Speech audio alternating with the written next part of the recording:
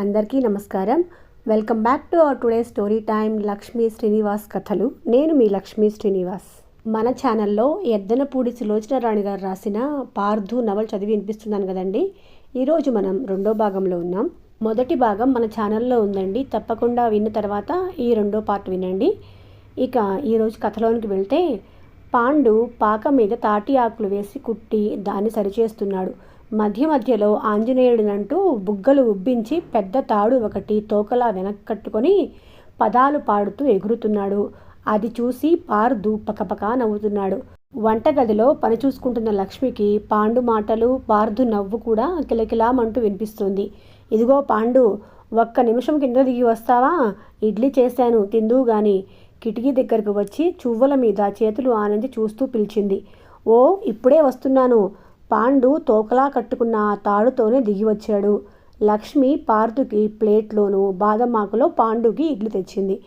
లక్ష్మి దొడ్లోకి అవి పట్టుకుని వచ్చేసరికి పాండు కట్టుకున్న తాడును పార్దు చేత్తో పట్టుకుని లాగుతుంటే భయపడుతున్న కోతిలా చేతులు ముడుచుకొని వెదురుచూపులు పక్కవాటుగా చూస్తూ పెరడంతా గంతులు వేస్తున్నాడు. పార్దు నవ్వు మరీ ఎక్కువైంది. ఇడ్లీ పట్టుకుని వచ్చిన లక్ష్మి కూడా పాండు ముఖం, ఆ గంతులు చూసి నవ్వు ఆపుకోలేకపోయింది. లోపల గడ్డం చేసుకుంటున్న సత్యం ఈ నవ్వులు విని కారణమేమిటో తెలియక కుతూహలంగా అట్లాగే బయటకొచ్చాడు.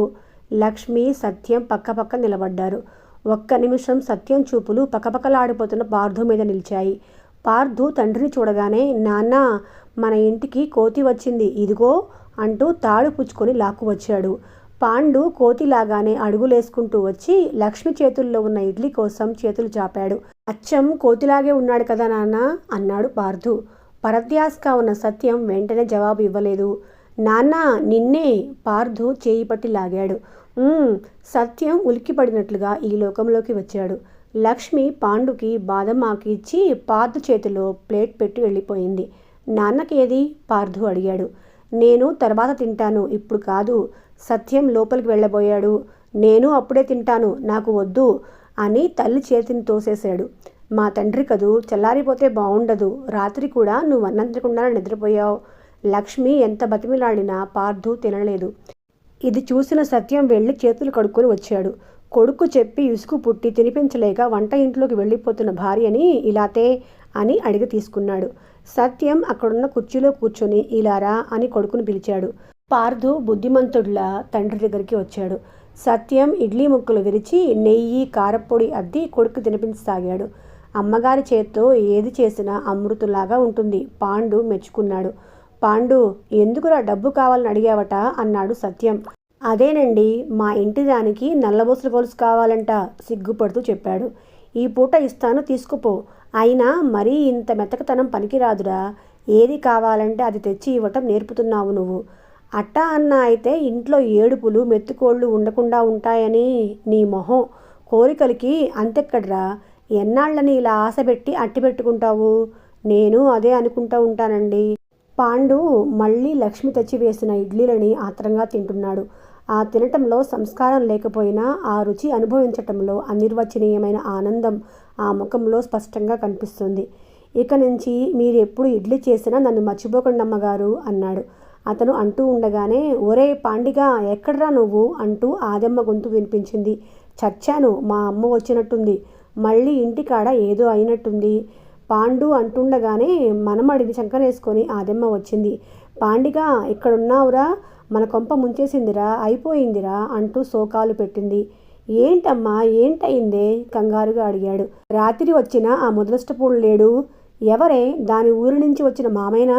అదేరా నాయన, మన కొంప ముంచేశారా బాబు.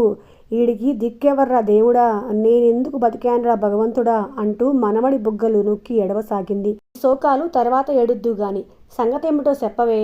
ఆడు అది వెళ్ళిపోయారా. ఆడు దాన్ని పెళ్లి చేసుకుంటాడంట. మొదటి నుంచి వాళ్ళకి సంబంధం ఉందంట. చెప్పేశాడ్రా దేవుడోయ్. పాండు ముఖం విలవలా పోయింది. అంత మాట అన్నాడు. ఉండు, ఆ సంగతేంటో తెలుసుకుంటాను. పాండు సగం తిన్న ఇడ్లీ అక్కడ కింద ఉంచేసి గబగబా అంగలేసుకుంటూ బయలుదేరాడు. ఇంకెక్కడికి పోతావురా, వాళ్ళు స్టేషన్కి అప్పుడే వెళ్ళిపోయారా నాయనా. ఒరే పాండిగా, నిన్నే, ఆగు అంటూ ఆదమ్మ కూడా గబగబా వెళ్తున్న పాండు వెనకే పరిగెత్తింది. కుర్చీలో కూర్చొని ఉన్న సత్యం పార్దుకి ఇడ్లీ తినిపించడం మర్చిపోయినట్లు అయ్యాడు. లోపలికి వెళ్ళబోతున్న లక్ష్మి భయంగా చూస్తూ సత్యం కుర్చీ దగ్గరికి వచ్చింది. పాండు ఎంత మంచివాడండి, దానికి ఇదేం పోయే కాలం అంది. సత్యం జవాబు చెప్పలేదు. భుజం మీద ఆనించిన భార్య చేయి మీద చేయి ఆనించాడు. అతని చేతి వేళ్ళు క్షణంలో సగం సేపు అప్రయత్నంగా లక్ష్మి చేతిని గట్టిగా నొక్కాయి. పాండు భార్య ఇల్లు విడిచి వెళ్ళిపోయిన మాట మధ్యాహ్నానికి ఆ ఊరంతా తెలిసిపోయింది. చిన్న పల్లెటూరు కావటంతో ఏ ఇంట్లో ఏది జరిగినా అందరూ ఆ విషయానికి ప్రాధాన్యత ఇచ్చి చిలువలు పలువలు అల్లి మాట్లాడుకుంటారు. వర్ధనమ్మ కాఫీ పొడి కాస్త కావాలి లక్ష్మి అని వంక పెట్టుకుని వచ్చి 1 గంట ఇదే విషయం చేతులు తిప్పుతూ మాట్లాడి వెళ్ళింది. ఆవిడ ఉండగానే పంతులు గారి భార్య, కరణం గారి భార్య కూడా వచ్చారు. పార్థు తల్లి దగ్గర కూర్చొని ఆడవాళ్ల మీటింగ్లా ఉన్న వాళ్ళ చర్చ విన్నాడు. 4 గంటలైంది. ఆడవాళ్ళందరూ పనికి వేళ అయిందని లేచి వెళ్ళబోతుండగా ఇంతలో గొల్లున ఆదమ్మ వెడుపు వినిపించింది. సత్యం బయటకొచ్చాడు. బాబుగారు, అది నా కొంప ముంచేసిందండి. ఈడు నా నోట్లో మట్టి కొట్టేశాడండి బాబు, నా పాండిగాడిని రక్షించండి, ఆడిని బతికించండి బాబు. అప్పటికే రక్తసిక్తం అయిపోయిన బట్టలతో కొనవుపిరితో ఉన్న పాండుని 5-6 మోసుకుని వచ్చి సత్యం వరండాలో పడుకోబెట్టారు. భార్య లేచిపోయిందని అవమానం భరించలేని పాండు రైలు కింద తల పెట్టేశాట.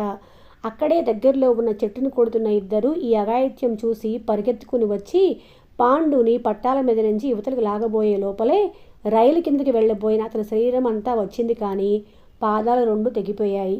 ఆ ఊళ్ళో హాస్పిటల్ లేదు. వాళ్ళకేం చెయ్యాలో తోచలేదు. ఆ ఊరికి పెద్ద దిక్కు సత్యం. ఎవరికి ఏ ఆపద వచ్చినా అతని దగ్గరికి పరిగెత్తుకొని రావటమే అందరికీ అలవాటు. అందుకే పాండు శరీరం మోసుకొచ్చి సరాసరి ఇక్కడ పడేశారు. ఈ వార్త ఎలా తెలిసిందో ఆదమ్మకు తెలిసిపోయింది. పరుగున కొడుకును మోసుకుని వస్తున్న వారికి ఎదురు వెళ్ళింది. రక్తపు మరకలతో స్పృహ తప్పి పడి ఉన్న కొడుకును చూడగానే ఆదమ్మ పిచ్చిదానిలా అయింది. సత్యం కరణం గారి అబ్బాయికి తన సైకిల్ ఇచ్చి పక్క ఊరు డాక్టర్ కోసం పరిగెత్తించాడు. ఊరి జనమంతా ఆ పూట సత్యం ఇంటి ముందే గుమిగూడింది. అందరూ తలో రకంగా వ్యాఖ్యానాలు మొదలుపెట్టారు. ఆ పాపిష్టిది లేచిపోతే వీడికింత రోషం ఎందుకు? దాని పాపం అదే అనుభవించేది. హాయిగా రేపీ పాటికి ఇంకో పెళ్లి చేసుకొని సుఖంగా ఉండకుండా ఇదేం పని అంది వర్ధనమ్మ. అందరూ అవునన్నారు. పాపం పెళ్ళాం లేచిపోయిందని నలుగురు హేళన చేసి తలో మాట అంటే ముఖం చూపించలేనేమో అనుకున్నాడేమో. అందులో పోస్ట్ మ్యాన్ అయ్యే, అందరి గుమ్మం ఎక్కే దిగే పనయ్యే. ఇంకెవరో సానుభూతి చూపించారు. ఎవరికి తోచినట్టు వాళ్ళు మాట్లాడుతూ ఉండగా 2 గంటలకి పక్క ఊరు నుంచి డాక్టర్ వచ్చాడు. అతను వచ్చేసరికి పాండు ప్రాణం గాలిలో కలిసిపోయింది. మరో గంటలో శవాన్ని తీసుకుని వెళ్ళిపోయారు. ఆదమ్మ కొడుకు శవం మీద పడి అలుగులాడిపోతుంటే అందరూ తలో మాట సానుభూతిగా అని ధైర్యం చెప్పారు. పాండు శవం లేస్తుంటే అక్కడున్న అందరి కళ్ళల్లో నీళ్లు తిరిగాయి. పాండు చాలా మంచివాడు. ఆ ఊరిలో అందరికీ అంతో ఇంతో చెయ్యి ఆసరాగా ఉండేవాడు. ఆ క్షణం అందరికీ వాడి వల్ల తాము పొందిన ఉపకారాలు గుర్తుకొచ్చాయి. రాత్రి అయింది. సత్యం స్నానం చేసి వచ్చి మంచం మీద కూర్చున్నాడు. పార్థు అతని ఒడిలో ఒదిగి కూర్చున్నాడు. మధ్యాహ్నం నుంచి ఇంటి నిండా గుమికూడిన జనం వెళ్ళిపోవటంతో ఆ ఇల్లంతా అతి నిశ్శబ్దంగా ఉంది. ఉదయం పాక మీద కోతిలా ఎగిరి తనని నవ్వించిన పాండు ఇక లేడంటే పార్థు మనసు అంగీకరించటం లేదు. లక్ష్మి ఎందుకో దొడ్లోకి పని మీద వస్తే అక్కడ వరండాలో స్తంభం పక్కన చాటుగా ఉదయం పాండు తింటూ సగం ఆపేసి పెట్టిన ఇడ్లీ కనిపించింది. లక్ష్మి మనసంతా ఎలాగో అయింది. చచ్చిపోయిన తర్వాత ఏమవుతారు నాన్న? పార్థు ఆరాగా అడుగుతున్నాడు. స్వర్గానికి వెళ్తారు అన్నాడు సత్యం. లేచిపోవటం అంటే ఏమిటి? నిద్రపో, పొద్దుపోయింది. సత్యం కొడుకుని వెనక్కు వాల్చి దిండు మీద తల నెల పడుకోబెట్టాడు. స్వర్గంలో ఎన్నాళ్ళుంటారు? మళ్ళీ అడిగాడు పార్థు. మళ్ళీ పుట్టే వరకు. పాండు మళ్ళీ పుడతాడా? అప్పుడు మనం గుర్తుంటామా? అబ్బబ్బా, నీకు నిద్ర రావటం లేదా? లక్ష్మి విసుక్కుంది. పడుకో, సత్యం లాలనగా అన్నాడు. పార్థు పక్కకి తిరిగాడు. మధ్యాహ్నం రక్తం కారుతున్న పాండు, అందరూ గుమికూడటం, డాక్టర్ రావటం, తల్లి తనని కరణం గారి ఇంటికి పంపించి వేయటం, అక్కడ సీను తను కలిసి దడికి చిల్లు పెట్టి ఆ కంతలో నుంచి అన్నీ చూడటం అంతా జ్ఞాపకం వచ్చింది. భయంతో శరీరం జలధరించింది.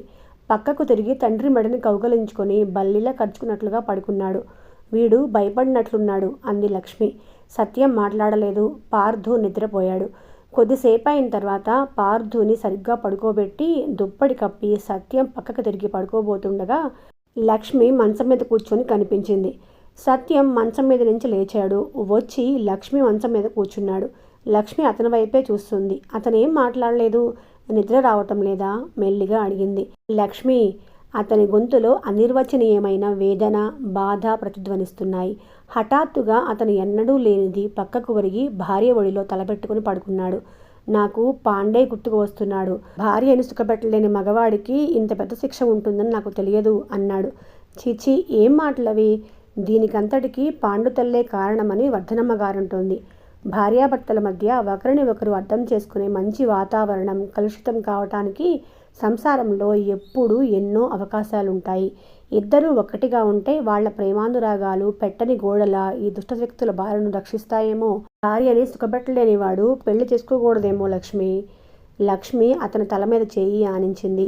మీరు నిద్రపోండి. లక్ష్మి, నేను ఇంతవరకు ఎప్పుడూ ఇలా ఆలోచించలేదు. ఇప్పుడు నేను నీకు ఒకటి చెప్పాలనుకుంటున్నాను. ఏమిటది? నీకు ఎప్పుడైనా నా దగ్గర అసంతృప్తిగా అనిపిస్తే, జీవితం వెలితిగా ఉంటే నీ చేత్తో ఇంత విషమిచ్చేయి. నేను ఆనందంగా స్వీకరిస్తాను. లక్ష్మి అప్పటికే చేత్తో అతను నోరు గట్టిగా మూసేసింది. మీకేమైనా మతిపోయిందా? ఏమిటా మాటలు? కాదు లక్ష్మి. అతను ఆ చెయ్యి తప్పించుకుని చెప్పబోయాడు. నాకింకేం చెప్పవద్దు. ఇలాంటి పాడు మాటలు ఇంకెప్పుడూ పొరపాటుగా కూడా అననని, మీ మనసులోకి రానియనని నాకు మాట ఇవ్వండి. ఉండగానే లక్ష్మి కళ్ళల్లో గిర్రున నీళ్లు తిరిగాయి. మంచం మీద పడుకున్న పార్థుని చూపిస్తూ, అంతకంటే ఆనందం నాకు ఇంకేం కావాలి? ఈ ప్రపంచంలో ఇంకేం ఉంటుంది? మీకు విషం ఇవ్వనా? ఇచ్చి వాడిని నేనేం చెయ్యను అంది. నిద్రలో పక్కకు తిరిగిన పార్థు చెయ్యి పట్టి మంచం మీద నుంచి కిందకి వేళ్లాడుతుంటే సత్యం దాన్ని పదిలంగా ఎత్తి మంచం మీద పెట్టాడు. నాకు తెలుసు, మనిద్దరి జీవితాలకి వీడే దీపం. కానీ నీవు వీడు ఒక్కడే చాలనుకోవటం లేదుగా, ఇంకా కావాలనిపిస్తుంది. అందుకే నిన్న వర్ధనమ్మ గారితో గుళ్లపాడు వెళ్ళావు. అంటే నీ మనసులో అణుచుకుంటున్న కోరిక ఒకటి ఉన్నట్టేగా, మెల్లగా అన్నాడు సత్యం. నేను ఇంకెప్పుడు వెళ్ళనని చెబుతున్నాను కదా. నా కోసం నీ కోరికలు ఎప్పుడు చంపుకోవద్దు. ఆ మాట గుర్తుపెట్టుకో. మీరు ఇక ఎప్పుడు ఇలాంటి మాటలు తీసుకురావద్దు. మీరు కూడా జ్ఞాపకం ఉంచుకోండి. నువ్వు సుఖంగా ఆనందంగా ఉండకపోతే నా జీవితమే దండగా అనిపించింది. నేను సుఖంగా ఆనందంగా లేనని ఎవరన్నారు? ఎవ్వరూ అనకుండానే తెలిసే విషయాలు కొన్ని ఉన్నాయి. నా ప్రవర్తనలో ఏదైనా లోపం ఉంటే అది సూటిగా చెప్పండి. మీరు ఇంకేదైనా మనసులో పెట్టుకొని ఇలా అంటుంటే నాకెప్పటికీ అర్థం కాదు. నేను మొద్దునని నీకు తెలుసుగా. లక్ష్మి ఆ మాట అన్న తీరు వినగానే అతని పెదవుల మీదకి చిరునవ్వు వచ్చింది. పార్థు పుస్తకాల సంచి భుజాన తగిలించుకొని టిఫిన్ క్యారియర్ చేత పట్టుకొని 10 మంది పిల్లలతో కలిసి స్కూల్ నుంచి ఇంటికి తిరిగి వస్తున్నాడు.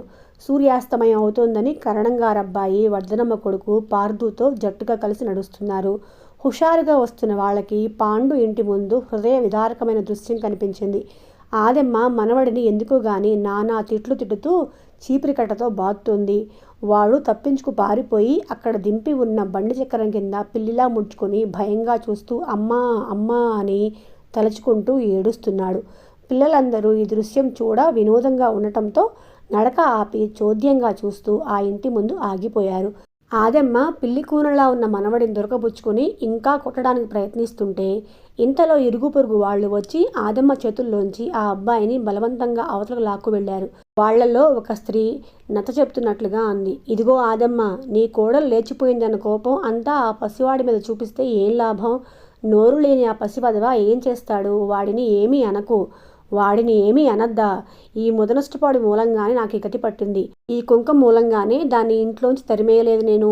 నా కొడుకు చచ్చి నేను ఏడుస్తుంటే వీడు ఆకలో అని గోల పెడుతుంటే నేనేం చేసేది? అన్నం ఎక్కడి నుంచి తేను నేను?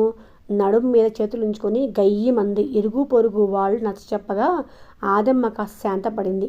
పొరుగింటావిడ ఆ కుర్రాడిని తనతో తీసుకెళ్ళింది. అక్కడ మూగి తమాషా చూస్తున్న పిల్లల్ని చూడగానే ఆదమ్మ మండిపడింది. ఏమిటి అట్లా నుంచున్నారు? ఇక్కడ కోతులాడుతున్నాయా? పోండి పోండి అంటూ కసిరింది. పిల్లలందరూ మళ్ళీ నడక సాగించారు. సీను, లేచిపోవటం అంటే ఏమిటిరా? గోపి అడిగాడు. లేచిపోవటం అంటేనా?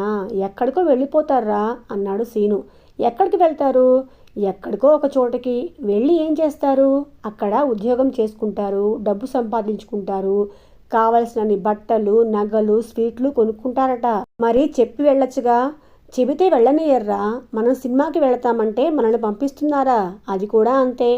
మరి పాండు భార్య చక్కగా లేచిపోయి స్వీట్లు, నగలు, చీరలు సంపాదించుకుంటే పాండు కూడా ఆమె వెంట లేచిపోవచ్చు కదరా. రైలు కింద పడి ఎందుకు చచ్చిపోయాడు? పార్థు అమాయకంగా అడిగాడు. తను సంపాదించుకుంది పాండుకు ఎందుకు ఇస్తుందరా? అది పాండుకి తెలుసు. పాండు లేచిపోతే కొడుకుతో ఆదమ్మ కూడా లేచిపోతుందిగా, అప్పుడు అక్కడ కూడా ఇదే బాధ అని చెప్పకుండా వెళ్ళిపోయి ఉంటుంది అన్నాడు సీను ఆరిందెల. పాపం ఆ అబ్బాయిని ఆదమ్మ ఎలా కొడుతుందో, వాళ్ళమ్మ లేకపోబట్టేగా అన్ని దెబ్బలు తిన్నాడు. అమ్మ ఉంటే ఊరుకుంటుందా? పార్థు జాలిగా అన్నాడు. అమ్మలు మాత్రం కొట్టరా? మీ అమ్మ నిన్ను కొట్టదేమో కానీ మా అమ్మ నా వీపు చీరేస్తుంది. ఎంత పని చేసినా తిడుతూనే ఉంటుంది. ఎంతసేపు చదువుకున్నా ఇంకా చదువుకో అని పోరుతూనే ఉంటుంది.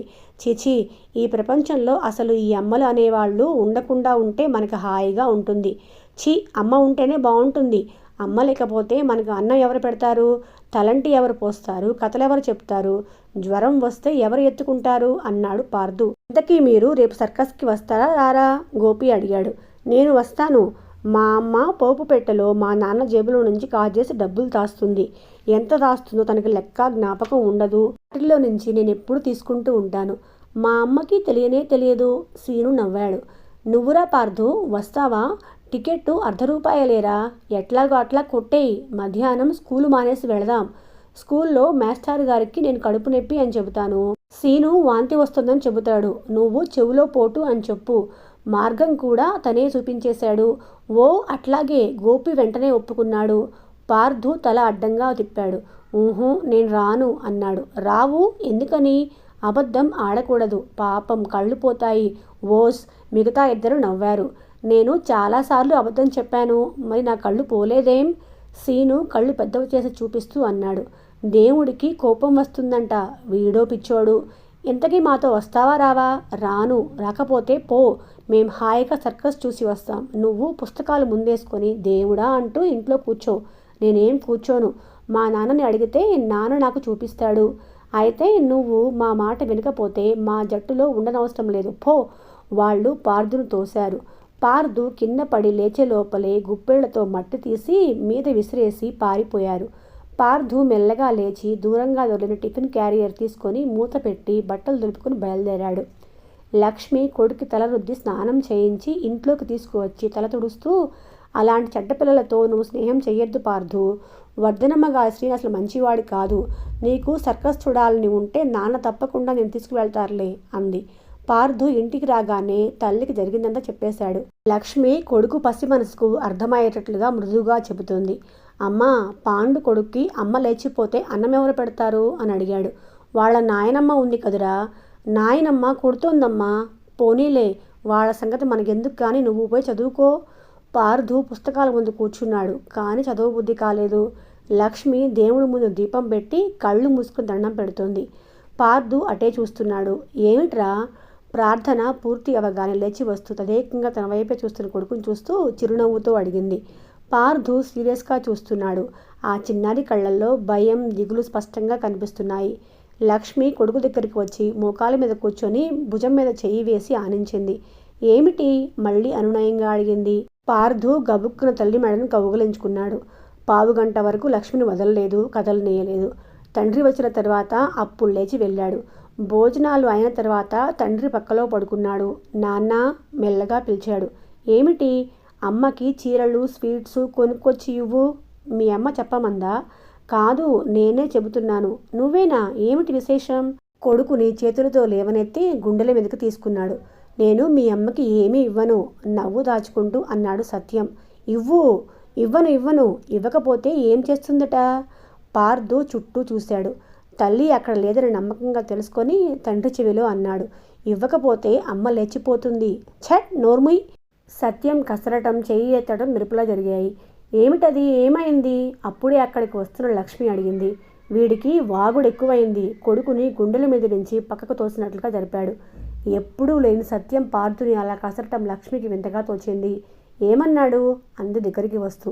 సత్యం పలకలేదు. అతని ముఖం చూస్తే పార్థు ఏదో అనరాని మాట అన్నట్లుగా స్పష్టంగా తెలుస్తుంది. ఏమన్నావరా పార్థు? కొడుకుని అడిగింది. దిండుకు ఖర్చుకొని పోయినట్లుగా ఉన్న పార్థు దిండులోంచి ముఖం ఎత్తలేదు. లక్ష్మి దగ్గర తీసుకోబోతే రాలేదు. సత్యం మంచం మీద నుంచి లేచి వెళ్ళిపోయాడు. పార్థు చాలాసేపు అయిన తర్వాత నిద్రపోయాడు. సత్యం పుస్తకం చదువుకుంటూ ఉంటే అతనికి తమలపాకులు చీల్చి ఇస్తున్న లక్ష్మి సాయంత్రం పార్థు మట్టి నిండిన జుట్టుతో ఇంటికి వచ్చి స్కూల్ నుంచి వస్తుండగా ఆదమ్మ ఇంటి ముందు జరిగిన సంఘటన, సీను, గోపి మాట్లాడిన విషయాలన్నీ తనకు చెప్పినవన్నీ చెప్పింది. సత్యం పుస్తకం చదవడం మర్చిపోయినట్లు కూర్చొని ఉన్నాడు. పార్థు చాలా తెలివిగలవాడు లక్ష్మి, మనం వాడిని చాలా జాగ్రత్తగా పెంచాలి సుమా అన్నాడు. మనం అని నన్ను కలపకండి, వాడిని మీరు జాగ్రత్తగానే పెంచుతున్నారుగా అంది లక్ష్మి. సత్యం పరధ్యాసగా అయ్యాడు. అతని చూపులు శూన్యంలో చిక్కడినట్లుగా వెలుగుతున్న లాంతర్ మీద నిలిచాయి. ఈ ప్రపంచంలో నాకున్నది వాడొక్కడేగా లక్ష్మి అస్పష్టంగా అన్నాడు. వాడొక్కడైనా? అయితే నేను మీకు లేనన్న మాటేగా. లక్ష్మి మూతి చిన్నది చేసింది. లక్ష్మి చూసిన సత్యం కళ్ళల్లోకి సంతృప్తి వచ్చి నిండింది. తమలపాకులు అందిస్తున్న ఆ చేతిని తాకకుండా గాజుల మీద కొనగోటితో తాకుతూ అన్నాడు, నువ్వు లేకపోతే నా జీవితమే లేదు. అంతలోనే నిట్టూర్చాడు. ఈ పల్లెటూరులో, ఈ అడవిలో నువ్వు ఏ సుఖపడుతున్నావో నాకు తెలియదు. ఒక్కొక్కసారి ఆలోచిస్తే ఈ పెళ్లి పేరుతో నేను వంచానేమో అనిపిస్తుంది లక్ష్మి. నిన్ను చూస్తుంటే మనకి ఇంకో జీవితం లభించాలని, ఆ జన్మలో నేను నిన్ను అన్ని విధాలు సుఖపెట్టగలగాలని ఎప్పుడూ అనుకుంటూ ఉంటాను. అతని మోచేయి కాళ్ల మీద ఆనింది. లక్ష్మి క్షణంసే తటపటాయించింది. తరువాత మెల్లగా అతని మోచేతి మీద తన చేయి ఉంచింది. నేను నిజంగా సంతోషంగా ఉండాలని అనుకుంటే మీరు ఎప్పుడు ఇలాంటి కష్టపెట్టే మాటలు అనరు. నేను ఎంత సుఖంగా ఉన్నానో మీకు తెలియదు. ఇంకెప్పుడు ఈ ప్రసక్తి తీసుకొని రాకండి. అతను మాట్లాడలేదు. వెళ్ళి పార్థు దగ్గర పడుకోండి. మీరు కసరటంతో వాడు బిక్కముఖం వేశాడు. నిద్రలో కలవరిస్తాడేమో కూడా. ఎంతో అమాయకంగా అంది. సత్యం లేచాడు. వచ్చి పార్థు పక్కన పడుకున్నాడు. చేయి జాచి కొడుకు మెడ కిందకు పోనిచ్చి ఆ చిన్నారి తలను దగ్గరకు తీసుకున్నాడు. నిద్రలో ఉన్నందున ఇటు అటు కాస్త తిరిగిన తర్వాత అలవాటు ప్రకారం తండ్రి దగ్గరికి ఒదిగి పడుకున్నాడు. లక్ష్మి లాంతర తగ్గించి వచ్చి తన మంచం మీద పడుకుంది. లక్ష్మి, సత్యం పిలిచాడు. పాండు కొడుకని ఆదమ్మ చూడటం లేదని నేను కూడా విన్నాను. నువ్వు వాడిని పిలిచి కాస్త కనిపెట్టి చూడు. అలాగే, లక్ష్మి పక్కకు తిరుగుతూ అంది. మర్నాడు సత్యం పోస్టాఫీస్కి వెళ్ళబోయే ముందు, సాయంత్రం త్వరగా వస్తాను, నువ్వు పార్థు రెడీగా ఉండండి, సర్కస్కి తీసుకెళ్తాను అని చెప్పి వెళ్ళాడు. సాయంత్రం అతను వచ్చేసరికి తను ముస్తాబయ్యి పార్థుకి కొత్త లాగు చొక్కా తొడికి తలదూవుతోంది. సత్యం వచ్చాడు. అతని చేతిలో ప్యాకెట్లున్నాయి. ఏమిటవి అంది లక్ష్మి. చూడరాదు, నీకు తెలుస్తుంది. లక్ష్మి ప్యాకెట్ విప్పింది. అందులో మంచి చీర ఉంది, స్వీట్లు కూడా ఉన్నాయి. పండగ కూడా దగ్గరలో లేదు. ఇప్పుడివి ఎందుకు నాకు ఆశ్చర్యంగా అంది. తీసుకో, అప్పుడప్పుడు ఇలాగే తెస్తూ ఉంటాను. ఏరా పార్థు, అమ్మకి అలా ఇవ్వాలి కదూ కొడుకుతో అన్నాడు. పార్థు తలదించుకున్నాడు. సత్యం దగ్గరికి వచ్చి పార్థును లేవతీసి బుగ్గల మీద గట్టిగా ముద్దు పెట్టుకున్నాడు. పార్థు సంకోచం పోగా తండ్రి మెడ చుట్టూ చేతులు వేశాడు. సత్యం బయలుదేరబోతూ ఉండగా జేబులు తడుముకొని, లక్ష్మి, ఇదిగో మీ పిన్ని కొడుకు రాసిన ఉత్తరం. ఆ డ్రాయ సురుగులో పడేసి ఆ మాటే మర్చిపోయాను, ఇవాళ గుర్తుకు వచ్చింది అంటూ తీసి ఇచ్చాడు. కవరు చించే ఉంది. సత్యం బట్టలు మార్చుకోవడానికి లోపలికి వెళ్ళాడు. లక్ష్మి కవరులోంచి కాగితం తీసి చూసింది. ఆ దస్తూరి ఎవరైంది చప్పులు తెలియలేదు. అందులో ఇలా ఉంది. లక్ష్మికి, మీ పిన్ని కొడుకు రాంబాబు ఆశీర్వదించి రాయినది. నేను మిలిటరీ నుంచి తిరిగి వచ్చాను. గుళ్లపాడులో కొమరయ్య అనే కాంట్రాక్టర్ దగ్గర ఉద్యోగం దొరికింది. ఈ గుళ్లపాడు దగ్గరలోనే ఉన్న నందిపాడులో నువ్వు ఉంటున్న విషయం మన మోహన్ ద్వారా మొన్ననే తెలిసింది. నీకు దగ్గరలోకి వస్తున్నందుకు నాకు చాలా సంతోషంగా ఉంది. అక్కడికి రాగానే నిన్ను కలుస్తాను. మీ ఆయనకి నమస్కారాలు. దాదాపు 11 సంవత్సరాల తర్వాత నిన్ను చూడటం నాకు చాలా సంతోషంగా ఉంది. ఎప్పుడెప్పుడు నిన్ను చూస్తానా అని ఆత్రంగా కూడా ఉంది. త్వరలో కలుస్తాను. నన్ను గురించిన ఒక విచారకరమైన విషయం చెబుతాను. యుద్ధంలో నా కాలు ఒకటి పోయింది. నేను ఇప్పుడు కుంటివాడిని, ఒంటరివాడిని. మునుపటి నీ ఆత్మీయత కోసం తహతహలాడుతున్నాను. ఇట్లు రాంబాబు. సత్యం ఇస్త్రీ బట్ట ధరించి కొడుకుని తీసుకుని వచ్చాడు. లక్ష్మి ఉత్తరం చదువుతూ పెదవి కొరుకుతూ నిలబడి ఉంది. ఏ పిన్ని కొడుకో ఇప్పటికైనా గుర్తుకు వచ్చాడా? నవ్వుతూ అడిగాడు. గుర్తుకు వచ్చాడు అంటూనే లక్ష్మి ఆ ఉత్తరం చించి ముక్కలు చేసింది. అదేమిటి అలా చించేస్తావేం? ఈ రాంబాబు పేరు చెబితేనే నాకు మంట. ఒట్టి జులాయి మనిషి, మంచివాడు కాదు. మన ఇంటికి రానియను దృఢంగా అంది లక్ష్మి. భార్య కంఠంలో ఎన్నడూ ఎరుగని కోపం చూసిన సత్యం తెల్లబోయాడు. పక్క ఊళ్ళో తిరునాళ్ళు జరుగుతున్నాయి. చుట్టుపక్కల 10 ఊళ్ళ నుంచి రోజు జనం వచ్చిపోతున్నారు. వారి వినోదానికి సర్కస్ వచ్చింది. రకరకాల వస్తువులు, బట్టల షాపులతో చిన్న ఎగ్జిబిషన్ వెలిసింది. దాని మధ్య జెయింట్ వీల్ ఏర్పాటు చేశారు. పిల్లలు, పెద్దలు ఎంతో ఉత్సాహంగా అది ఎక్కి కింద నుంచి పైకి రయ్యిన వెళ్ళి మళ్ళీ కిందకు తిరగటంలో అనిర్వచనీయమైన ఆనందం పొందుతున్నారు. సత్యం భార్యని కొడుకుని వెంట పెట్టుకుని తిరునాళ్ళకి వచ్చాడు. లక్ష్మికి చీరలు గాజులు కొన్నాడు. పార్థుకి బెలూన్లు బొమ్మలు కొన్నాడు. ఎగ్జిబిషన్లో తిరిగారు. లక్ష్మి షాపులన్నీ తిరిగి రకరకాల వస్తువులు బేరం చేసి వాళ్ళు చెప్పిన ధరలు విని కళ్ళు గిరులు తిరిగేసరికి బయటికి వచ్చేసింది. పార్థు జైంట్ వీల్ ఎక్కుతానని మారం చేశాడు. లక్ష్మి కళ్ళు తిరుగుతాయి వద్దంది. అట్లా అనవసరమైన భయాలు పెట్టకు, నీకు ఇష్టం లేకపోతే మేమిద్దరం ఎక్కుతాము, నువ్వు ఇక్కడే ఉండు అన్నాడు సత్యం. లక్ష్మి చుట్టూ చూసింది. జన సముద్రంలా సందడిగా ఉన్న గడబిడలో ఒంటరిగా భర్తని వదిలి నిలబడటానికి భయం వేసింది. ఆఖరి నిమిషంలో నేను వస్తాను అంది. సత్యం 3 టికెట్లు తీసుకున్నాడు. భార్యాభర్తలిద్దరూ కొడుకుని మధ్యలో కూర్చోబెట్టుకుని గొలుసులు పట్టుకున్నారు. వీల్ తిరగడం ప్రారంభం కాగానే లక్ష్మి బెదురు చూపులు చూసింది. సత్యం అది గమనించి పార్థు వెనక నుంచి చేయి పోనిచ్చి లక్ష్మి భుజం చుట్టూ చేయి వేసి పొదిగి పట్టుకున్నాడు. పార్థు లక్ష్మి కూడా అతని చేతి వంపులో గువ్వల్లా ఒదిగిపోయారు. కిందకు దిగిన తర్వాత కూడా లక్ష్మికి ఇంకా కళ్ళు తిరుగుతున్నట్టే ఉన్నాయి. అదొక అద్భుతమైన అనుభవంలా అనిపించింది.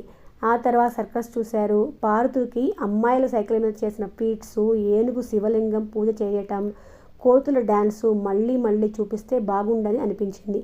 హాయిగా ఇట్లా అమ్మా నాన్నలతో వస్తే అన్నీ కొనుక్కోవచ్చు, డబ్బులు కాజేసి దొంగతనంగా వస్తే ఏం బాగుంటుంది అనుకున్నాడు పార్థు.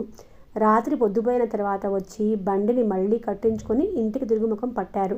పార్థు బండి ఎక్కగానే తండ్రి ఒడిలో తలపెట్టుకొని నిద్రపోయాడు. అతని చేతిలో బెలూన్లు మాత్రం వదలలేదు, అట్లాగే ఉన్నాయి. పాపం, సర్కస్లో అమ్మాయిలు అంత ప్రమాదకరమైన పనులు చేస్తున్నారు. ఎప్పుడైనా పడిపోతే వాళ్ళ గతేమిటి అంది లక్ష్మి. అధోగతే, కాలు చెయ్యి విరిగిన తర్వాత ఎవరు చూస్తారు అన్నాడు సత్యం. వాళ్ళంతా దిక్కులేని పిల్లలే అంటారా? అయి ఉండవచ్చు. కొంతమంది వంశపారంపర్యంగా ఆ విద్య అభ్యసించి అందులో జాయిన్ అవ్వచ్చు అన్నాడు సత్యం. లక్ష్మి కళ్ళల్లో కరుణరసం నిండింది. పాపం అంది లక్ష్మి. తర్వాత ఇద్దరూ మాట్లాడలేదు. బండిలోనే అతను కూడా ఎగ్జిబిషన్లో తెగ తిరగడంతో కళ్ళ మీదకి కునుకు వచ్చేసి తొట్లోనే పడుకున్నాడు. ఇంటిదారి తెలిసినట్లుగా బాట వెంబడి సాగిపోతున్నాయి. లక్ష్మి, సత్యం పార్థు తల నిమురుతూ పిలిచాడు. ఈ పల్లెటూరులో చదువులేం బాగా వస్తాయి. పార్థుని ఎక్కడికైనా సిటీలో కాన్వెంట్లో చేర్పించాలని ఉంది అన్నాడు. లక్ష్మి మాట్లాడలేదు. నువ్వు వాడిని వదిలి ఉండగలవా అని నా భయం. నా సంగతి వదిలేయండి, మీ సంగతి చెప్పండి, మీరు ఉండగలరా? లక్ష్మి నవ్వింది. అది కూడా నిజమే. కాస్త ఆగి మళ్ళీ అన్నాడు. వీడు చాలా తెలివిగలవాడవుతాడని నా నమ్మకం. జాతకం వేసి ఇమ్మని శాస్త్రి గారికి ఇచ్చాను. జాతకాలు తెలుసుకొని ఏం చేస్తాం? ఏం చెయ్యలేమనుకో, అదో తృప్తి అన్నాడు అతను. మర్నాడు పార్థు ఎంతో సంతోషంగా సీనుకి గోపికి రాత్రి తండ్రి తనకి కొనిపెట్టిన వస్తువులన్నీ పేరు పేరున చూపిస్తుంటే వాళ్ళు దిగులుగా ఈర్ష్యగా చూడసాగారు. వాళ్ళు డబ్బులు దొంగతనం చేసి సర్కస్ చూసి వచ్చి తల్లిదండ్రులచే ఒళ్ళు వాచేట్లు దెబ్బలు తిని ఆ రోజంతా అన్నం లేకుండా ఉన్నారు. అందుకే దొంగతనం చేయకూడదురా అన్నాడు పార్థు ఆరిందల. ఏం కాదు, మీ నాన్న మంచివాడు, మా నాన్న చెడ్డవాడు. ఏమి అడిగినా మీ నాన్నలా తీసుకువెళ్ళి చూపించడు. 2 దెబ్బలు కొడితే ఏమైంది? అవే పోతాయి. మా నాన్న అన్నం పెట్టవద్దంటే మా అమ్మ ఊరుకుంటుందా? నన్ను గడ్డివాము చాటుకు పిలిచి పెడుతుందిగా అన్నాడు సీను. పార్థు బొమ్మలన్నీ చూపించి ఇంటికి తీసుకువెళ్ళేటప్పుడు మళ్ళీ లెక్క చూసుకున్నాడు. కోతి బొమ్మ ఒకటి తక్కువైంది. పార్థు అక్కడంతా ఆత్రంగా వెతికాడు. పార్థుతో పాటు సీను, గోపి కూడా వెతికారు. ఎక్కడా కనిపించలేదు. ఎక్కడ పోయిందో ఏమిటో అన్నాడు సీను. అవును, అసలు తెచ్చావో లేదో అన్నాడు గోపి. పార్థు ముఖం జేవురించింది. ఒరేయ్, మీరిద్దరు చొక్కాలు విప్పండ్రా. ఎందుకు? గోపి కోపంగా అడిగాడు. నాకు తెలుసు, మీ ఇద్దరిలో ఎవరో కాజేశారు, వెతుక్కోరా. గోపి చేతులెత్తాడు. గోపి దగ్గర బొమ్మ లేదు. పార్థు సీను దగ్గరికి వచ్చాడు. రే జాగ్రత్త, సీను పిడికిలు బిగించాడు. చటుక్కున అతన్ని పట్టుకోబోయాడు. సీను 2 చేతులతో తోశాడు. పార్థు వెనక్కి పడబోతూ సీనుని 2 చేతులతో పట్టుకున్నాడు. సీను కూడా పడ్డాడు. ఇద్దరూ మట్టిలో పొర్లారు. అందిన చోట ఒకరిని ఒకరు రక్కారు. వీపుల మీద గుద్దులు వేసుకున్నారు. ఆ రామరావణ యుద్ధం ఇంకెంతసేపు జరిగేదో. ఇంతలో అక్కడికి ఒక వ్యక్తి వచ్చాడు. గొర్రె పొటేళ్లా కుమ్ముకుంటున్న ఆ ఇద్దరిని విడదీశాడు. ఎందుకలా కొట్టుకుంటున్నారు అన్నాడు. వాడు నా బొమ్మ కాజేశాడు. ఏం అబ్బాయి, నిజమేనా? అప్పటికే సీను అతని చేతిని వదిలించుకొని రారా గోపి అని పిలుస్తూ పరిగెత్తాడు. గోపి స్నేహితుడిని అనుసరించాడు. దొంగ వెధవలు. పార్థు తిట్టుకుంటూ అక్కడ చెల్లాచెదురుగా కింద పడిన బొమ్మలు ఏరుకోసాగాడు. అతను కూడా వంగి బొమ్మలు ఏరటంలో సాయం చేశాడు. బొమ్మలన్నీ తీసుకొని లేచి నిలబడిన పార్థు అప్పుడు గాని అతనికి ఒక కాలు లేదని, అతని కుంటివాడిని గమనించలేదు. అయ్యో మీకు కాలు లేదా పైకి అనేశాడు. లేదు, యుద్ధంలో పోయింది అన్నాడతను. ఆ జవాబు బాగా అలవాటులా. మీరు యుద్ధంలో పనిచేశారా? పార్థు కళ్ళు వెడల్పు అవగా అడిగాడు. అవును. అయితే మీరు చాలా గొప్పవారన్నమాట. మీకు భయమే తెలియదన్నమాట. అతను పార్థు వైపు ముగ్ధుడైనట్టు చూశాడు. అని ఎవరు చెప్పారు నీకు? కుతూహలంగా అడిగాడు. మా నాన్న. యుద్ధంలో పనిచేసే వాళ్ళకి భయమే తెలియదట. ఇద్దరూ నడక సాగించారు. అతను చంకల కింద కర్రల సాయంతో నడుస్తున్నాడు. అతను నడుస్తుంటే ఆ కర్రల చప్పుడు లయబద్ధంగా వినిపిస్తుంది. ఇదే మా ఇల్లు, రండి. తమ ఇంటి దగ్గర రాగానే పార్థు పిలిచాడు. వద్దులే బాబు, నేను ఒకరింటికి వెళ్ళాలి. అన్నట్లు ఈ ఊరిలో పోస్ట్ మాస్టర్ సత్యం గారుళ్ళు ఎక్కడో కాస్త చెప్తావా? పోస్ట్ మాస్టర్ సత్యం గారుళ్ళ? ఆయన మా నాన్నే అండి. ఇదే మా ఇల్లు, పార్థు ఉత్సాహంగా అన్నాడు. అతను ఓ క్షణం సేపు ఆశ్చర్యంగా చూశాడు. రండి లోపలికి, చెయ్యి పట్టుకుని పిలిచాడు. పార్థు అమ్మా అని పిలుస్తూ లోపలికి పరిగెత్తుకుని వచ్చాడు. లక్ష్మి తలంటు పోసుకొని తులసి మొక్కకి నీళ్లు పోస్తుంది. ఏమిట్రా అంది. త్వరగా రామ్మా, నాన్న కోసం మన ఇంటికి ఎవరో వచ్చారు. కూర్చోమను, మంచినీళ్ళు కావాలేమో అడుగు, ఇప్పుడే వస్తున్నాను. లక్ష్మి తులసి పూజ చప్పును ముగించుకొని లోపలికి వచ్చింది. వచ్చినతను హాల్లో నిలబడి ఉన్నాడు. అదిగో మా అమ్మ. పార్థు లక్ష్మి రాగానే చూపించాడు. అతను కర్రల సహాయంతో ఒక అడుగు ముందుకు వేశాడు. లక్ష్మి ఎన్నో ఏళ్ల తర్వాత చూస్తున్న ఆనందంతో పిలిచాడు. లక్ష్మి అలాగే నిలబడింది. అలా క్షణం సేపు తను ఎక్కడ ఉందో, ఏం చేస్తున్నదో మర్చిపోయినట్లుగా అచేతనురాలైపోయినట్లు చూస్తుంది. లక్ష్మి, నన్ను గుర్తుపట్టలేదా? నేను రాంబాబుని. లక్ష్మి నోట మాట రానట్టే చూస్తోంది. ఈ స్థితిలో నీ కళ్ళ ముందుకి రాకూడదనే అనుకున్నాను, కానీ నేను ఈ పక్క ఊరికే గుళ్ళపాడు వచ్చాను. నిన్ను చూడకుండా ఉండలేకపోయాను. ఉత్తరం రాశాను, అందలేదా? లక్ష్మి అది అందిందో లేదో తెలియదన్నట్లుగా తల తిప్పి చటుక్కున వెనక్కి తిరిగి వెళ్ళిపోయింది. మీరు మా అమ్మకు తెలుసా? అక్కడే నిలబడిన పార్థు అడిగాడు. తెలుసు. మీ అమ్మ నేను చుట్టాలమవుతాం. అయితే మీరు నాకేమవుతారు? మీ అమ్మని అడుగు, చెప్తుంది. కాసిన్ని మంచినీళ్ళు అడుగు తీసుకొనిరా. అతను అక్కడున్న బల్ల మీద కూర్చున్నాడు. పార్థు లోపలికి పరిగెత్తాడు. లక్ష్మి లోపల మాన్పడిపోయినట్లుగా నిలబడి ఉంది. పార్థు తల్లి చెయ్యి పట్టి ఊపాడు. అమ్మా, మీ చుట్టానికి మంచినీళ్ళు కావాలటే. లక్ష్మి మంచినీళ్లు ముంచి గ్లాసు పార్థు చేతికిచ్చింది. పార్థు మంచినీళ్లు తీసుకువెళ్ళి ఇచ్చి మళ్ళీ తూనీగలా వచ్చాడు. అమ్మా, ఆయన అర్జెంటుగా మళ్ళీ వెళ్ళిపోవాలట. నిన్ను ఒక్కసారి వచ్చి మాట్లాడమంటున్నారు. లక్ష్మి పార్థు చెయ్యి పట్టుకొని యువతలకి వచ్చింది. గుమ్మంలోకి వచ్చి నిలబడింది. గుమ్మం దాటి బయటకు రాలేదు. లక్ష్మి సగం శరీరం తలుపు చాటునే ఉంది. ఊరికే చూసి వెడదామని వచ్చాను లక్ష్మి, నేను ఉండను. లక్ష్మి మాట్లాడలేదు. వీడు మీ అబ్బాయా? అవునన్నట్టు తల ఊపింది. ఒక్కడే కొడుక? మళ్ళీ పిల్లలు లేరా? లేరన్నట్టు తల తిప్పింది. కడిగిన ముత్యంలా అచ్చం నీ పోలికే. లక్ష్మి చూపులు మెల్లగా ముందుకు పాకి అతని కొయ్య కాలు మీద నిలిచాయి. దగ్గరలోకి వచ్చాను కదా అని ఒకసారి చూడటానికి వచ్చాను, వెళ్తాను. అతను కొయ్య కాలు చంక కిందకు తీసుకొని లేచాడు. ఈ 10 ఏళ్ళు నన్ను చాలా మార్చినాయి. నా తల నెరిసింది. వయసు మీరినట్టుగా జీవితం భారంగా ఉంది. నిన్ను చూస్తే ఈర్ష్యగా ఉంది. నువ్వేమీ మారలేదు. లక్ష్మి విని ఊరుకుంది, మాట్లాడలేదు. అతను నిట్టూర్చాడు. ఇల్లు బాగానే ఉంది. మీ ఆయన ఇంట్లో లేడనుకుంటా. ఉంటే చూసి వెళ్ళేవాడిని. ఇప్పుడు వస్తాడా? రారు అన్నట్లు తల తిప్పింది. సరే. అతను పార్థు వైపు చూశాడు. నీ పేరేమిటి? పార్థు. వెళ్తున్నాను, ఇలా రా. దగ్గరకు పిలిచాడు. జేబులో నుంచి 10 రూపాయల కాగితం తీసి పార్థు చేతికిస్తూ, తీసుకో, ఏదైనా కొనుక్కో అన్నాడు. పార్థు తల్లి వైపు చూశాడు. తల్లి తీసుకో అనలేదు. ఆ కళ్ళల్లో వద్దన్న భావమే కనిపించింది. వద్దండి అన్నాడు. పర్వాలేదు, మీ అమ్మ ఏమీ అనదులే. పార్థు తీసుకోలేదు. కొడుకుని మంచి శిక్షణలోనే పెంచుతున్నావు లక్ష్మి, అతను ప్రశంసిస్తున్నట్లుగా అన్నాడు. అతను వెళ్ళడానికి గుమ్మం వైపు నడిచాడో లేదో ఇంతలో సత్యం వచ్చాడు. తండ్రిని చూడగానే పార్థు పరిగెత్తుకెళ్ళాడు. నాన్న, మన ఇంటికి చుట్టం వచ్చాడు. యుద్ధంలో పనిచేశాడంట అంటూ గడగడా చెప్పేశాడు. సత్యం లోపలికి వచ్చాడు. మీరు రాంబాబు కదూ? చిరునవ్వుతో పలకరించాడు. అవును, మీకెలా తెలుసు? లక్ష్మికి మీరు ఉత్తరం రాశారు, మర్చిపోయారా? కూర్చోండి. ఎంతసేపు అయింది వచ్చి? ఇప్పుడే వచ్చి ఇప్పుడే వెళ్ళిపోతారా? లక్ష్మి, మీ అన్నయ్యకి చేసే మర్యాద ఇదేనా? కూర్చోండి, ఇప్పుడే వస్తాను. సత్యం కాళ్ళు కడుక్కోవటానికి దొడ్లో బావి దగ్గరికి వెళ్ళాడు. రాంబాబు క్షణంసేపు లక్ష్మి వైపు ఇబ్బందిగా చూశాడు. లక్ష్మి ముఖంలో ఇప్పుడు భయాందోళన లేవు. రాంబాబు కూర్చున్నాడు. సత్యం తువాలుతో చేతులు తుడుచుకుంటూ తిరిగి వచ్చాడు. మీరు గుళ్ళపాడు వచ్చి ఎన్నాళ్ళయింది? వారం రోజులైనా మేం గుర్తురాలేదన్నమాట. పక్క ఊరికి వచ్చి ఏ అన్నగారైనా చెల్లెల్ని చూడకుండా ఇన్నాళ్ళు ఉంటాడా? సత్యం చూపుతున్న ఆత్మీయతకి రాంబాబు కళ్ళు రెపరెపలాడాయి. సత్యం పార్థు మీద పిర్ర మీద చరుస్తూ, పార్థు, అమ్మతో మామయ్య నేను భోజనం చేస్తానని చెప్పు అన్నాడు. పార్థు అమ్మా అని పిలుస్తూ లోపలికి పరిగెత్తాడు. లక్ష్మి, ఈ రాంబాబు గురించేనా జులాయిగా తిరుగుతాడని మంచివాడిని కాదని చెప్పింది? భోజనాలు అయిన తర్వాత లక్ష్మి వంట ఇంట్లో పని చూసుకుంటూ ఉండగా ఒక్కపొడి తీసుకుంటానికి వచ్చిన సత్యం అన్నాడు. ఇతనే ఇప్పుడు చాలా మారిపోయినట్లున్నాడు. నాకు తెలిసినప్పుడులా లేడు, చాలా మార్పు వచ్చింది అంది లక్ష్మి. పాపం, అతని కాలు చూస్తుంటే జాలి వేస్తుంది. ఈ ప్రపంచంలో మనిషికి భోగభాగ్యాలు లేకపోతే మానే, అందచందాలు లేకపోయినా పర్వాలేదు, కానీ శరీరంలో ఏ లోపం ఉండకూడదు. ఇంకే కొరత అయినా అయితే మనిషి శ్రమపడి దాన్ని పూడ్చుకోగలడు. ఈ అవిటితనం అనేది ఉందే, అది ఆ మనిషి మనసుని కృంగతీస్తూ ఉంటుంది. సత్యం లోపల భార్యతో మాట్లాడుతూ ఉంటే బయట పార్థు రాంబాబు దగ్గర చేరి కబుర్లు చెబుతున్నాడు. యుద్ధం అంటే తుపాకులు పుచ్చుకొని పరిగెత్తారు కదూ? అవును. అలా ఎందుకు పరిగెత్తారు? ఒకరిని ఒకరు చంపుకోవటానికి. ఎందుకు చంపుకోవటం? ఒకరి దేశం ఒకరు కాజేయకుండా. పార్థు క్షణంసేపు ఆలోచించాడు. నువ్వు ఎవరినైనా చంపావా? ఓ, చాలామంది నా చేతులు చచ్చారు. తుపాకి చేతిలో పట్టుకున్నానంటే నాకు ఒళ్ళే తెలియదు.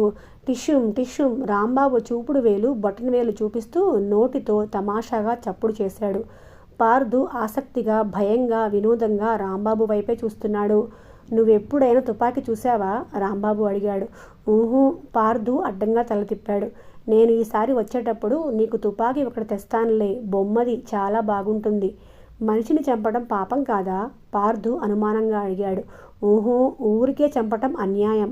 ఎదుటి వాళ్ళు తప్పు పని చేస్తే చంపవచ్చు. నీ బొమ్మలున్నాయి కదా, అవి ఎవరైనా నీ స్నేహితులు ఎత్తుకుపోవడానికి వస్తారనుకో, వాళ్ళను నువ్వు కొడతావా లేదా? కొడతాను. యుద్ధం కూడా అంతే. దేశాన్ని ఏలే పెద్ద పెద్ద వాళ్ళకి ఆ దేశాలు బొమ్మలన్నమాట. వాటిని కాజేద్దామని ఎవరైనా వచ్చారో, టిష్యూమ్ టిష్యూమ్. మళ్ళీ బొటన వేలుతో చూపుడు వేలు నిటారుగా చూపించాడు. రాంబాబు నోటితో చేస్తున్న శబ్దం పార్థుకి తమాషాగా అనిపించింది. మనుషులను చంపితే మరి పాపం రాదా? ఎందుకు వస్తుంది? మనమేమైనా అన్యాయంగా చంపామా? పార్థుకి మళ్ళీ ఇంకో అనుమానం వచ్చింది. చచ్చిపోయిన వాళ్ళు కోపం వచ్చి దెయ్యాలై నిన్ను భయపెట్టరా? రాంబాబు బిగ్గరగా నవ్వాడు. దెయ్యాలా? వాటికి మాలో మేము ఎవరెవరమో గుర్తు తెలియదేమో.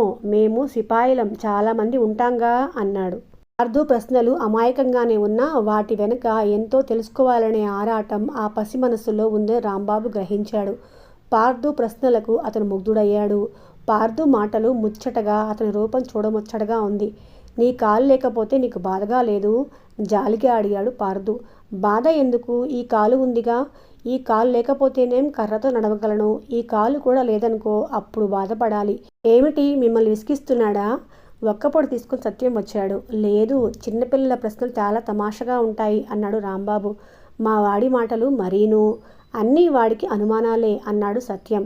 సత్యం మంచం మీద కూర్చోగానే పార్థు దగ్గరకు జరిగి ఆనుకొని కూర్చున్నాడు. రాంబాబు ఆ ఇల్లును పరిశీలిస్తున్నాడు. చాలామందికి ఇళ్ళు ఉంటాయి, కానీ కొంతమంది ఇళ్ళు ప్రశాంతంగా హాయిగా ఉంటాయి. వాకిట్లో అడుగు పెట్టగానే ఆ గృహంలో వారికున్న ప్రశాంతత మనకి ఇట్టే తెలిసిపోతుంది. ఇంకా కొంచెంసేపు ఆ ఇంట్లో కూర్చోవాలని అనిపిస్తుంది. మరికొన్ని ఇళ్ళు అలా కాదు. వాకిట్లోకి వెళ్ళగానే ఎప్పుడెప్పుడు అక్కడి నుంచి బయటపడదామా అన్న అశాంతి కలుగుతుంది. ఏ పని మీదైనా బలవంతంగా ఉండాల్సి వస్తే ముళ్ళ మీద కూర్చున్నది కంపరంగా ఉంటుంది. ఈ ఇల్లు కూడా లక్ష్మిలాగానే నిదానంగా, ప్రశాంతంగా, పొందిగ్గా ఉంది. ఆ ఇంటిని చూస్తుంటే లక్ష్మి, సత్యంల వ్యక్తిత్వం అర్థమవుతున్నట్లే ఉంది. ఈ జీవితంలో అసలైన ఐశ్వర్యం, తృప్తి అని చాలామందికి తెలియదు. ఈ ఇంట్లో సంపద చాలా ఉన్నట్లుగా ఉంది. మీరు కాసేపు పడుకోండి, నాకు బజార్లో పనుంది. నేను ఇప్పుడే అలా వెళ్ళి వస్తాను, సత్యం లేస్తూ అన్నాడు. నేను ఇక వెళ్తాను అన్నాడు రాంబాబు. సాయంత్రం వెళ్ళండి. చాలా సంవత్సరాల తర్వాత కలుసుకున్నారు మీరు అన్నా చెల్లెళ్ళు. ఇంకా కబుర్లో చెప్పుకోలేదయ్యే, సత్యం నవ్వుతూ అన్నాడు. రాంబాబు చూపులు నేల మీదకి వాలాయి. లక్ష్మి, ఏం చేస్తున్నావే అంటూ వర్ధనమ్మ వచ్చింది. లక్ష్మి లోపల ఉంది, భోజనం చేస్తుంది, వెళ్ళండి అన్నాడు గుమ్మం దాటిన సత్యం. ఆ అబ్బాయి ఎవరు అని ఆ వ్యక్తిని చూస్తూ అడిగింది. లక్ష్మికి అన్నగారవుతారు. అలాగా? వర్ధనమ్మ లోపలికి వెళ్ళింది. ఆవిడ చాలాసేపు కూర్చుని వెళ్ళింది. లక్ష్మి పనంతా ముగించుకొని బయటకు వచ్చింది. పార్థు లేడు, బయటకి ఆడుకోవడానికి వెళ్ళినట్టున్నాడు. ముందు గదిలో రాంబాబు సత్యం పడుకునే మంచం మీద పడుకుని నిద్రపోతున్నాడు. లక్ష్మి క్షణంసేపు అక్కడ నిలబడింది. ఆమె చూపుల మంచానికి ఆనించి ఉన్న కర్ర మీద నిలిచాయి. ఆమె కళ్ళు క్రమంగా అశ్రుపూరితాలయ్యాయి. లక్ష్మి మెల్లగా అక్కడి నుంచి వెళ్ళిపోబోతుంది. లక్ష్మి వెనక నుంచి పిలుపు వినిపించింది. లక్ష్మి త్రుళ్ళిపడినట్టుగా తిరిగి చూసింది. రాంబాబు మంచం మీద నుంచి లేచి కూర్చున్నాడు. అతను కళ్ళు మూసుకొని పడుకున్నట్టున్నాడు.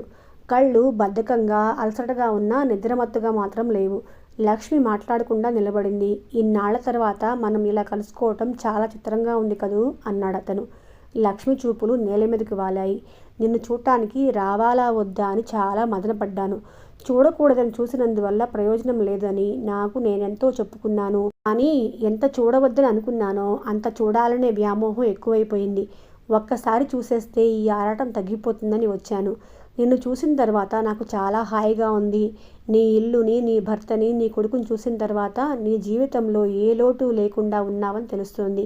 ఇప్పుడు మరీ అనిపిస్తుంది నేను రావటమే మంచి పని అయింది. నీలో పాత జ్ఞాపకాలేమైనా ఒక క్షణం గుర్తుకు వస్తే నన్ను క్షమించు. లక్ష్మి జవాబుగా ఏం మాట్లాడలేదు. అతనే మళ్ళీ అన్నాడు, నీకు తెలుసో తెలియదో సుశీల భర్త పోయాడు. 2 పిల్లలు, టీచర్గా పనిచేస్తుంది. దాని జీవితం ఒక పెద్ద అగ్నిగుండంలా అయింది. అతను నిట్టూర్చాడు. ఆ చిన్నతనం, ఆ పరుగులు, ఆ ఉత్సాహం, ఆ జీవితమే వేరు అనిపిస్తుంది. కాస్త ఆగి అన్నాడు, యుద్ధం నన్ను చాలా మార్చేసింది లక్ష్మి. అతని కంఠం గద్గదమైంది. బహుశా యుద్ధంలోకి వెళ్ళకపోయినట్లయితే నాకు ఈ అవిటితనం వచ్చేది కాదేమో. నేను మీ అందరిలా పెళ్లి చేసుకొని పిల్లా పాపలతో సుఖంగా ఉండేవాడిని. నన్ను మీ నాన్నే కాదు, జీవితం కూడా ఘోరంగా అన్యాయం చేసింది. లక్ష్మి ముఖం తిప్పుకుంది. ఆ కళ్ళు మరింత దీనంగా అయ్యాయి. కళ్ళల్లోకి రాబోయిన నీళ్లని బలవంతంగా అదిమి పట్టింది. బహుశా ప్రతి వాళ్ళ జీవితంలో ఒక యువతి ఉంటుందేమో. ఆ యుద్ధంలో గెలుపు ఓటములు, గాయాలు ఆ వ్యక్తికే తప్ప ఇంకెవరికీ తెలియవేమో. తన జీవితంలో జరిగిన యుద్ధం, తన బాధలు అతనికేం తెలుస్తాయి? రాంబాబు మళ్ళీ అన్నాడు, మీ ఆడవాళ్ళు అదృష్టవంతులు. పెళ్ళి అవగానే సర్వం మర్చిపోగలరు. పిల్లలు పుడితే ఇక ప్రపంచంలో ఎవ్వరూ అవసరం లేదు. మీ మగవాళ్ళు కూడా చాలా గొప్పవాళ్ళు. ఆడపిల్ల శరీరమే తప్ప మనసు అర్థం చేసుకోలేరు. లక్ష్మి మనసులో కోపంగా అనుకుంది. నాతో ఒక్క మాట కూడా మాట్లాడకూడదా లక్ష్మి? పాపం వస్తుందా? అతను దీనంగా అడిగాడు. లక్ష్మి నిశ్శబ్దంగా వెనక్కి తిరిగి వెళ్ళబోయింది. లక్ష్మి, అతను మళ్ళీ పిలిచాడు. లక్ష్మి ఆగింది. మీ ఆయనకి ఏమైనా అనుమానం వస్తుందేమోననే భయంతో నీకు అనవసరంగా రాశాను. ఏమీ అనుకోకు. ఒక్క మాట అడుగుతాను చెప్పు. నేను ఈ పక్క ఊరిలోనే ఉంటాను. ఎప్పుడైనా నేను చూడటానికి ఇలా రావాలా వద్దా? లక్ష్మి జవాబు చెప్పలేదు. రాంబాబు కళ్ళల్లో ఆశ మెరిసింది. చెప్పు లక్ష్మి, నువ్వెలా చెయ్యమంటే అలా చేస్తాను. నేను మీ ఇంటికి రానా వద్దా? వద్దు. లక్ష్మి కంఠం తడబాటు లేకుండా నిశ్చలంగా అంది. ఆ మాట దృఢంగా, సంశయం లేనట్టుగా ఉంది. ఖచ్చితమైన ఆ జవాబు వినగానే అతను హతాశుడైపోయినట్టు చూడసాగాడు. లక్ష్మి అక్కడి నుండి వెళ్ళబోయింది. కథ కొనసాగుతుంది. మళ్ళీ రేపు కలుద్దాం. Thank you.